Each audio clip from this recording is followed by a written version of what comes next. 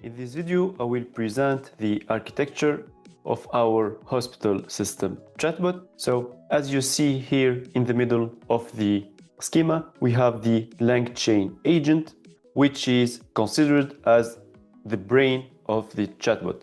So the agent takes the user query as input, and based on it, it decides which tool it calls to answer to this query. As you see here, in total we have 3 tools, and based on it, it calls the necessary tool with the input that each tool needs. If we take the first tool as an example, here we have the wait times function, which given a hospital name, it returns the wait time. So the agent extracts the hospital name from the user query, gives it to this tool. Once it has the wait time as a result, it returns it to the user. So in this case, we consider that the user asked about the wait time of a certain hospital.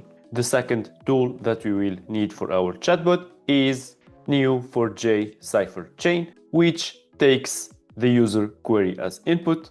It converts it to a cipher query, which is the query language of Neo4j. The chain answers the user query based on the cipher query results. The chain response is given to the agent, which returns the final answer to the user. Now, if we talk about the third tool, which is the reviews vector chain. So this chain is similar to the one that we've built in the beginning of this series.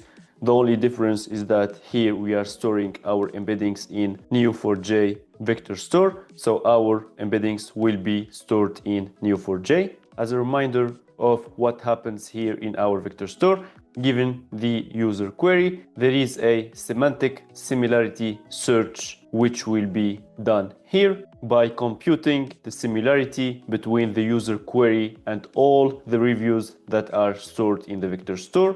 The result of this similarity search will be the most relevant reviews to answer to the user query. Once these relevant reviews are returned, they will be injected in the chain. The response will be generated based on these reviews, given to the agent, which in the final step will return the response to the user. This is it, guys, for our hospital system chatbot design. In the next videos, we will see how to put all these in place, and we will start with setting up a Neo4j or a DB instance to create our first tool. Thank you guys for watching. I hope you liked the video. Don't forget to subscribe to the channel to get notified when new videos are created, and see you next time.